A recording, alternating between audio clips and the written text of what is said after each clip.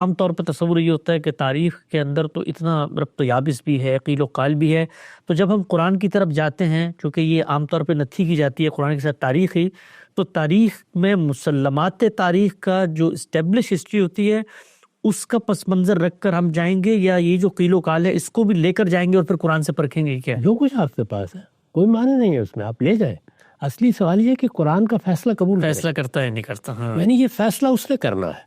آپ قرآن مجید کے پاس سب کچھ لے کے چلے جائیں، یعنی اسی لیے تو جانا چاہیے اس کے پاس۔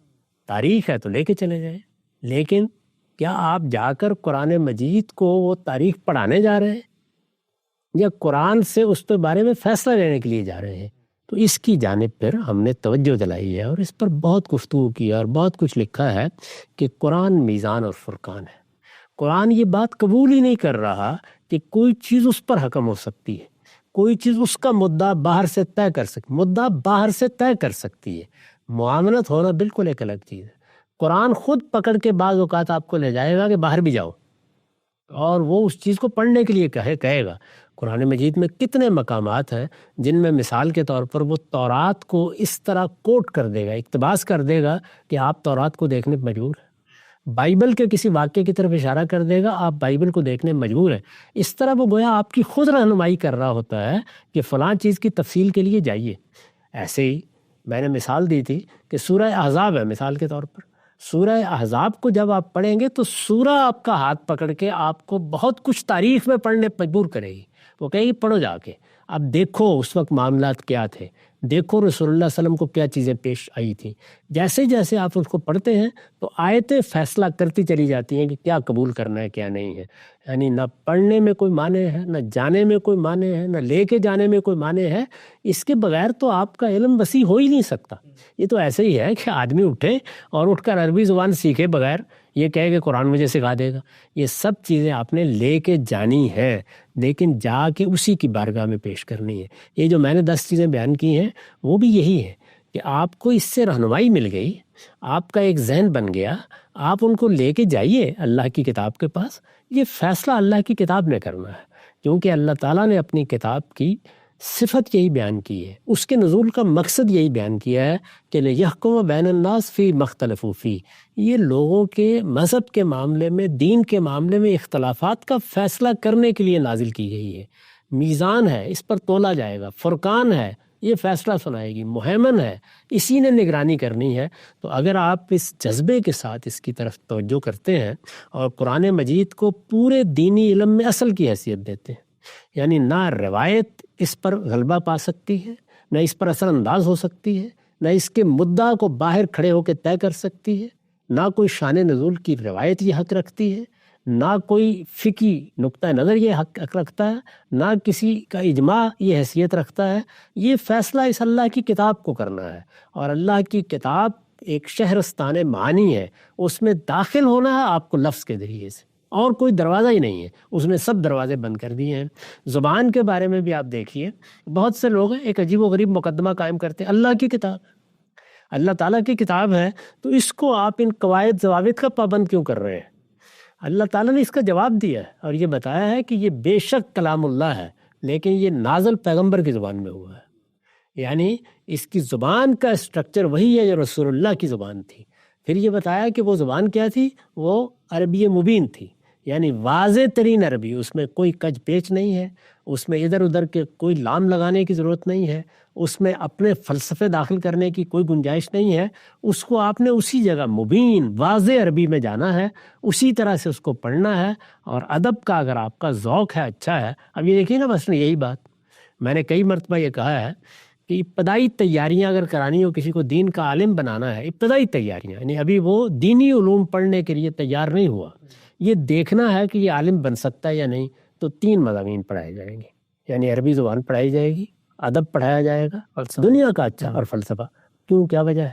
اس کی وجہ یہ ہے، عربی زبان اس لیے کہ قرآن عربی میں ہے، عربی کی بہت اعلیٰ استعداد نہیں ہوگی، عربی معلیٰ تک، اور اس کا صحیح ذوق نہیں ہوگا تو آپ قرآن مجید کیا سمجھیں گے اور کیا پڑھیں گے؟ یعنی وہی صورتحال پیدا ہو جائے گی کہ جس میں نہ اوپر کی بات سمجھ میں آئے گی، نہ نیچے کی بات سمجھ میں آئے گی۔ یہ ایسے ہی ہے کہ جیسے 2 ترجمے سامنے رکھ کے آپ حکم لگانا شروع کر دیں۔ اگر آپ کا ادب کا ذوق نہیں ہے، اور دنیا میں دسیوں افراد ہیں جن کا ادب کا ذوق نہیں ہوتا، یعنی لوگوں کو اللہ تعالیٰ نے پیدا ہی اس طرح کیا ہے. بہت تھوڑے لوگ ہوتے ہیں. ادب کا ذوق نہیں ہے تو قرآن مجید کا جو اسٹرکچر ہے، جس کو اسلوب کہیں آپ، جو اس نے صورت دی ہے اپنی بات کو، وہ گرفتی میں نہیں آئے گا. اور عجیب و غریب قسم کی ریاضیاتی چیزیں آپ قرآن میں سے دریافت کرنا شروع کر دیں گے. تو لازم ہے کہ اس کو دیکھیں. اگر وہ نہیں ہے تو آپ لوٹ جائیں. عالم بننے کی ضرورت نہیں ہے. بہت اچھا ادبی ذوق آپ کا ہونا چاہیے، کیونکہ قرآن کا اپنا مزاج یہ ہے کہ وہ ایک ادب پارا ہے. اس میں اسپاٹ طریقہ نہیں اختیار کیا گیا، ریاضی کی زبان نہیں اختیار کی گئی، اس میں ادب کی زبان اختیار کی گئی ہے. عربی زبان کے ادب کا بے نظیر نمونہ ہے. تو آپ کے اندر وہ ذوق ہونا چاہیے. وہ ذوق کی پرورش کریں. وہ ذوق دنیا کا ادب پڑھنے سے پیدا ہوتا ہے، پرورش پاتا ہے، نشو و نما پاتا ہے. اس کے بعد فلسفہ. کیوں؟ اس لیے کہ جو قرآن مجید بڑے مباحث کے بارے میں اپنا ورڈکٹ دے رہا ہے، حکم بیان کر رہا ہے، وہ زیر بحثی فلسفے میں آتا ہے. تو آپ اس علم سے بھی واقف ہوں. جب آپ ان چیزوں سے مناسبت پیدا کر لیتے ہیں، پھر آپ دین کے علم میں داخل ہوتے ہیں. تو اگلا مرحلہ کیا ہے؟ اگلا مرحلہ پھر وہ ہے، یعنی یہ پہلا مرحلہ ہے، آپ تیار ہو گئے. اگلا مرحلہ کیا؟ اگلا مرحلہ یہ کہ آپ نے جو کچھ مسلمانوں نے 14 صدیوں میں علم تخلیق کیا ہے، اب آپ کو اس تک رسائی حاصل کرنی. یہ ہمارے یہاں درس نظامی ہو یا امہات کتب کا مطالعہ ہو، وہ کیا کرتا ہے؟ وہ یہ کام کرتا ہے. اس کے بعد آپ اس پوزیشن میں آ جاتے ہیں کہ اب آپ اللہ کی کتاب کے دروازے سے اس کے اندر داخل ہو سکیں. تو یہ سب کچھ آپ لے کے جائیں گے نا، تیاریاں تو یہ سب کرنی ہے. یہ کرنے کے بعد آپ اللہ کی کتاب میں جب داخل ہوتے ہیں تو آپ داخل ہونے کا طریقہ کیا ہے؟ وہ طریقہ اگر غلط ہو گیا تو پھر علم غلم اس متن کے ساتھ وابستہ ہو جائے گا. اور وہ ہوا ہے ہماری تاریخ میں. یعنی آپ اندازہ ہی نہیں کر سکتے کہ لوگوں نے اپنے توہمات داخل کیے ہیں، مشرکانہ تصورات داخل کیے ہیں. انہوں نے پورے تصوف کو اٹھا کے داخل کر دیا ہے. انہوں نے علم کلام کے مباحث میں بہت سی ایسی چیزیں داخل کر دی ہیں جو قرآن کا سرے سے موضوع ہی نہیں ہے. فلسفے کی بہت سی چیزیں ہیں جو قرآن مجید کی آیات سے اس طریقے سے وابستہ کر دی گئی ہیں کہ لوگ ان کو بیان کرتے وقت یہ بھی نہیں دیکھتے کہ آیت کا پس منظر کیا ہے، کیا بات ہوئی ہے، کیا چیز نہیں. تاریخ کے بے شمار مباحث، لوگوں نے پورے تاریخی تصورات، اپنی شخصیات جن سے وہ عقیدت رکھتے ہیں، ان کے بارے میں مناقب وہ قرآن مجید سے نکال لیے ہوئے ہیں. تو یہ سب کیسے ممکن ہوتا ہے؟ یہ اسی لیے ممکن ہوتا ہے کہ آپ قرآن مجید میں جس طرح داخل ہونا چاہیے اس کی پیروی کرنے کی بجائے جو آپ نے پایا اسی کو قرآن میں پڑھنے کے لیے چلے جاتے ہیں. پانا ضروری ہے، لیکن پانا کس لیے تھا؟ تاکہ تیاری ہو جائے، آپ اللہ کی بارگاہ میں جا کر اس بات کو پیش کر سکیں. تو ہمارے مدرسہ فکر میں اپنے پورے وجود کے ساتھ تسلیم و رضا کے جذبے سے قرآن کے سامنے اپنے آپ کو ڈال دینا ہے. اور جب آپ نے اپنے آپ کو سامنے ڈال دیا تو پھر وہ فیصلہ کرے گا اس نے کیا قبول کرنا ہے، وہ فیصلہ کرے گا کیا قبول نہیں کرنا.